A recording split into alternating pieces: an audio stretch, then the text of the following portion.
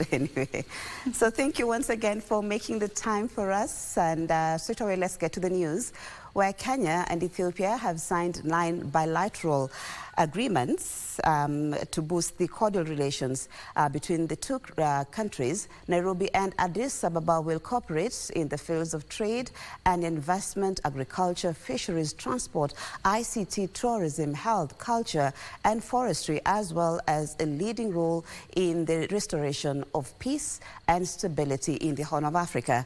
The deals were signed during the official reception of Ethiopia's Prime Minister Abiy Ahmed by President William Ruto at State House, Nairobi. With a history of diplomatic relations dating over 60 years, it was Prime Minister Abiy Ahmed's first state visit to Kenya. Having arrived in Nairobi on Tuesday evening, President William Ruto organized a magnificent reception for the Ethiopian Prime Minister. A 19-gun salute and a military parade organized by the Kenya Air Force. The two leaders in their bilateral talks agreed to deepen relations in the fields of trade and investment, agriculture, fisheries, transport, ICT, tourism, health, culture and forestry.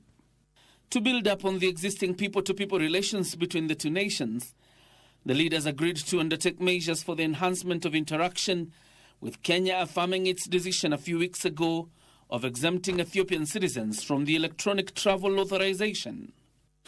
Ladies and gentlemen, I have discussed extensively with my brother Prime Minister Abiy, and we are in sync on what we see as possibilities of the present and the immense opportunities for the future. We're very happy to be here. We're enjoying all the moments since our arrival. Everyone is witnessing the friendship, the brotherly attitude towards Ethiopia from our brotherly country, Kenya, is a demonstration that these two countries doesn't have any baggage to strengthen our relationship, also to go forward in multifaceted and ambitious economic plan that both countries has. The relationship between the two countries will also be a role model for others to follow.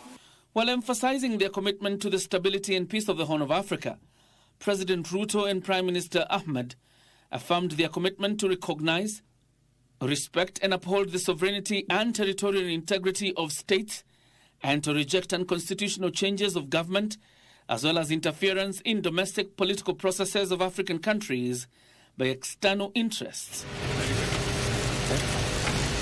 This is Alex,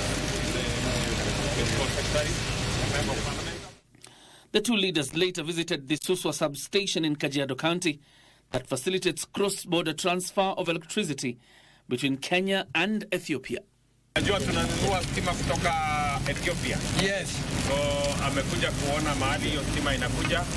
Na sasa anaenda kesho kule Tanzania kwa sababu pia anataka kuuza stima yao kwenda Tanzania na tutawasaidia kupitisha hapa. Now, a section of health workers' unions is accusing the Ministry of Health of discriminating other cadres in the appointment of managers at the ministry. Led by the Kenya Union of Clinical Officers, the unions say that the position should be left open to all, and that some of the requirements have locked their members out. Our reporter Nancy Okware with the details. It is this advertisement by the Public Service Commission for the position of Director General for Health, Deputy Director General and heads of division at the Ministry of Health that has angered health workers' unions. Solidarity forever. Some of the requirements listed are said to have locked out health workers in other cadres. Health workers' unions have termed the advert as discriminatory, saying lack of representation in top positions has led to discriminative policies. Appointments that are reserving positions for one cadre irrespective of the fact that there is a judgment that actually outlawed that, and directed the ministry to ensure that they do not have discrimination in the manner in which they provide for requirements or appoint people into leadership positions. Directorate position kuanzia kwa DG katika Ministry of Health should be open for competitive. It should not be designated. Isiweko kwa ajili ya mtu mmoja kwa sababu wote wana qualification. We want to know for the record whether health sector belongs only to medical doctors. Our fate cannot be decided by only one cadre. The unions have given the Public Service Commission 7 days to recall the advert. The unions have also decried the failure by the Ministry of Health to give over 8,000 universal health coverage staff a way forward on the absorption. Miezi ile ambayo imebaki kisheria wanatakiwa kuwa wameelezwa kama wataendelea kufanya kazi ama watatolewa kazini. Ifikapo tarehe 4, kama hawatakuwa pia wamefanya uamuzi huo, basi watakuwa na kuja kudai haki yao. Haki yao katika Wizara ya Afya, na pia wataenda katika Wizara ya Fedha, na pia wataenda katika Council of Governors. The contract of the UHC staff had been extended for 1 year and is set to lapse in May this year. They have also called for immediate posting of interns by the government to avoid a disruption of their school calendar. And for those cadres who do internship, if you are delayed for 1 year, it means 1 year of your working life has been lost. You cannot get a job anywhere because you are not licensed. And we have really tried to talk to the ministry, but it's not bearing fruits. So we also want to give an ultimatum that if in the next 7 days they will not have posted the interns, we are also going to mobilize the interns so that they can come and camp there. Opposition leader Raila Odinga says his Uganda meeting with President William Ruto and Yoweri Museveni was not planned. Speaking on the second day of the Homa Bay International Investment Forum, Raila said his meeting with President Ruto was coincidental, as he had gone to meet the Ugandan president to seek his support for his quest to be the chairperson of the African Union Commission. Kenya's opposition chief Raila Odinga says his meeting with President William Ruto in Uganda was purely coincidental and not planned, as he had gone to seek the support of Yoweri Museveni for his African Union Commission chairmanship quest. Been running around trying to get support for different heads of states. I was with some in Namibia just the other day, and I went to the president of Uganda after I talked to him to go and ask for his support. And then we met there with Mr. Ruto, who had also gone there, to talk about the issues they're having with oil, the G2G. He was his minister for energy. So after we talked about my candidature, they talked about the issue of oil among themselves. But I asked for their support, and both of them agreed that they would support me. Raila says he was purely in Uganda as part of his campaign for the top position in the African Union Commission, and nothing beyond that. Somebody said he would be the one to propose me as the chair of African Union Commission. And I said, thank you very much. But I'm not going away. Addis Ababa, as Charity said, is only 2 hours away from Nairobi. Nobody say he's a Kenya Kwanza candidate, because that is not true. And let nobody also say he's an Azimio candidate, because that is equally not true. Raila Odinga now rises above our partisan politics when it comes to negotiating and defending national interest. The Uganda meeting playing it out as Raila graced the second day of the Homa Bay International Investment Conference. We know photos these days speak. Have you ever seen speaking photographs? Simba Arati saw one. I asked my brother, how many cows did Museveni give you? Those Ankole cattle. And he told me, he promised 50. Next time I will accompany you. Opposition politicians at the forum calling on Raila to give direction on the next course of action following his declaration that he will be seeking the Continental's body top position, with some urging caution on the alleged new alliance. Baba, umepangaje? Umetupangiaje? Tupange vizuri. You know ulitupanga in 2002. You must panga us again so that we know how to take this country forward. Kuna wakati inafika the eagle flies away and leaves the eaglets to practice on how to fly. Baba, go to AU as your eaglets, na mimi nikiwa mbele taonyeshana wengine vile tuna fly. Some of us are still wondering because we have been in that comfort zone. Whether we joke around or we do what, we know Baba is just around. Absolutely no need for fear.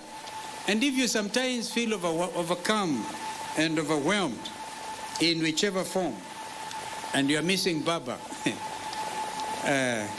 you're missing Baba, my friend Paranya, there's Uncle Steve-O. I'm not going anywhere. I'm around. Raila, who played down local politics, instead called on the government to relinquish more infrastructural functions to county governments, as well as incorporate counties' tourism development strategies in the national policy.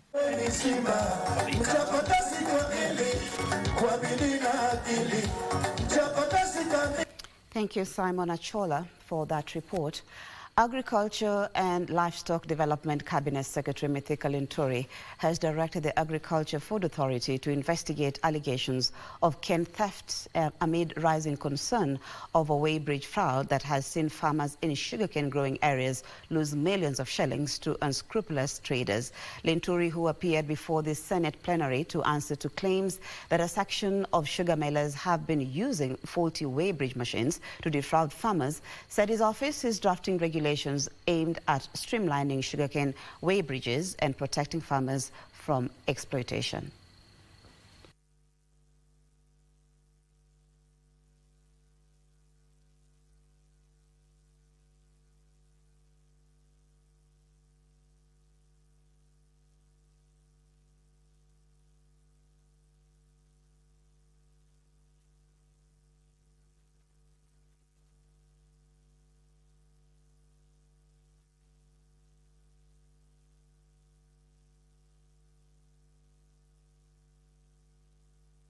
To the corridors of justice, where Derek Kimathi Nyamu, the owner of Maxis Energy in Embakasi, Nairobi County, where a gas explosion killed more than 10 people and injured over 300 others early this month, has been released on a 2 million shillings bond.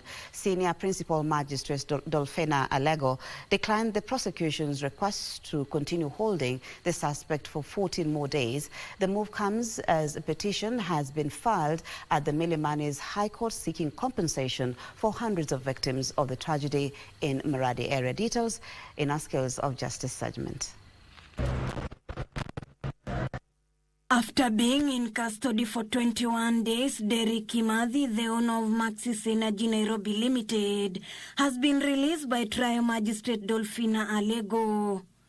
The suspect to deposit his passport in this court. 2. The remaining investigations to continue when the respondent will deposit a cash bail of $500,000 with 3 contact persons or a bond of 2 million with 2 sureties of similar amount. The prosecution had requested an extension of time to complete its investigations into the matter, but the court declined. The enormous nature of the crimes in itself and the various levels and subsets that investigators require to pour in as they pursue the several other scenes other than the crime scene. The court was informed that the investigating team had recorded statements from 363 witnesses, the majority of whom were victims. 265 completed P3 forms have been received, while 30 victims are yet to record their statements. Those are neighbors of the incidents. They are now coming out to speak. So we had to record their statement. But we feel if a suspect is released, he may interfere with the neighbors. At the same time, a petition has been logged at the Milimani High Court by petitioner Francis Muraidhi who seeks to have Nairobi City County, EPRA and the Ministry of Energy and Petroleum compelled to provide the affected residents with alternative land, shelter or accommodation for reasonable standards until they are able to get back on their feet. Elsewhere, a petition has been filed against the decision by Kenya Bureau of Standards to suspend 3 alcohol brands from Patiala Distillers Limited. Article 47 of the Constitution on Fair Administrative Action, as well as the Fair Administrative Actions Act, which guide or which gives guidelines on how administrative bodies are to conduct themselves. We are seeking for orders to suspend or revoke those draconian orders that have come from KEBS. That story by Ruth Wamboi brings us to our first break of the bulletin. We'll be back with much more.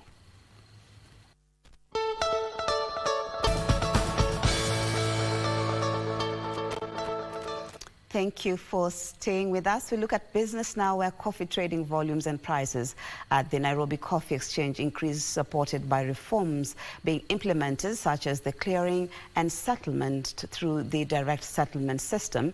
The volume of coffee traded at the auction this week increased by 35% to 30,272 bags, valued at $9 million. Data shows that the weekly coffee volumes at the Nairobi Coffee Exchange increased by more than a third. In addition, the top-grade coffee attracted the highest price of $499 per 50 kg bag.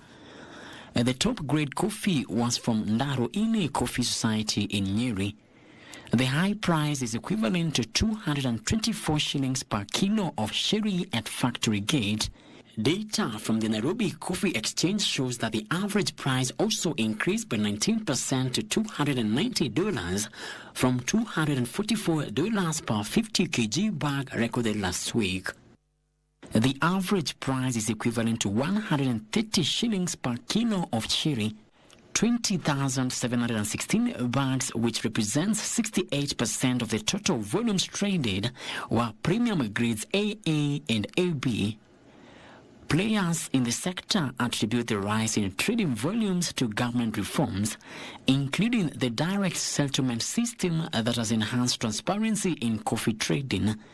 This is believed to have rebuilt the trust that farmers have in the coffee auction and the Nairobi Coffee Exchange. Frederick Morki reporting there.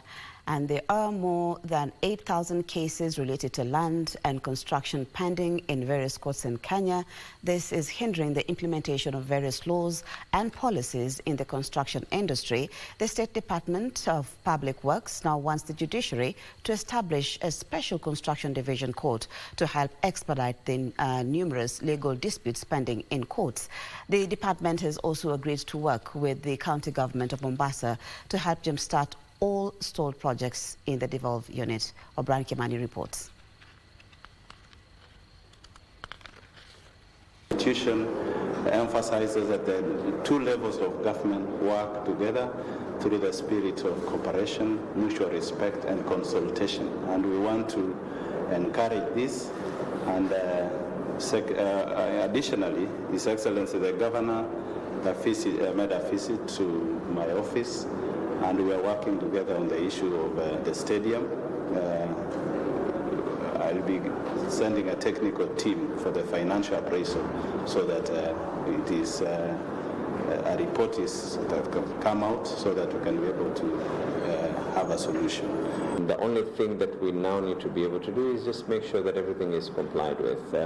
These are issues that have been re-emphasized by the Office of the Attorney General, the Office of the Prime Cabinet Secretary, the Council of Governors, and other as well, including ministry officials. And what we are simply asking is for the same to be re-emphasized. We are engaging to Harvard to accede to the Washington Accord. That means as an engineer you're able to practice elsewhere, you can practice in other countries. So that means we'll be able to not only excel regionally but also globally. So we look forward to continued partnership and dealing with the policy framework so that an engineer here is able to practice globally and able to contribute to the socio-economic development of our country. And through engineering, we're able to lift our country out of poverty to make a country that will be able to thrive and become even a first world country, considering we have emerging technology like artificial intelligence, Internet of Things, that we can leverage to make our country become debt-free. How about to look at sports now? A double Olympic gold medalist, Eliud Kipchoge, will be out to reclaim his title in the 2024 Tokyo Marathon this Sunday, where he set a course record of 2 hours, 2 minutes and 40 seconds before he tackles other series as well in the run-up to the Paris Olympic Games. The 39-year-old is already in Japan in readiness for the marathon, where he is also expected to better his record in familiar surroundings. Eliud Kipchoge won the 15th edition of the 2021 Tokyo Marathon in a double Kenyan victory with Briti Kosgei, where they also set the course records before he returned to Japan for the 2021 Tokyo Olympic Games, where he won the men's marathon in 2 hours, 8 minutes and 38 seconds. Kipchoge, who became the first man in history to do a sub-2-hour marathon, is a former world marathon record holder, a 5-time Berlin Marathon champion and a 4-time London Marathon champion. He will lead a strong field of, among others, 2-time Abbott World Marathon Majors winner Benson Kipruto, Vincent Kipkemboi Ngetich, who finished second in the 2023 Berlin Marathon, and Timothy Kiplagat, who finished second in the 2023 Rotterdam Marathon.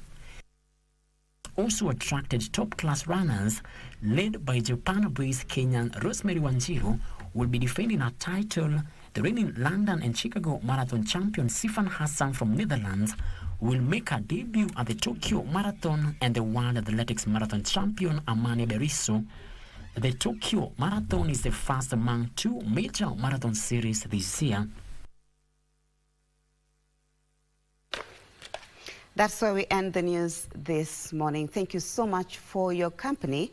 Good Morning Kenya still continues, so keep it Channel 1. My name is Marie Yambo.